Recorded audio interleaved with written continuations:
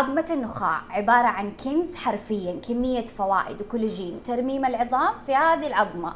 هذه العظمة تقدم في المطاعم بسعر باهظ وعالي وغالي جدا، وتقدروا تسووا فيها باي وتراي من كتر ما انها ثقيلة 4.5 و5 كيلو ما شاء الله تبارك الله. حبدأ اول حاجة اقص النخاع الوسط كذا، قصيناهم جزئين، حيكون معانا شكلها زي كذا. زيت زيتون، فلفل اسود مطحون، الفلفل الاحمر المجروش مع الملح الخشن بخفيف.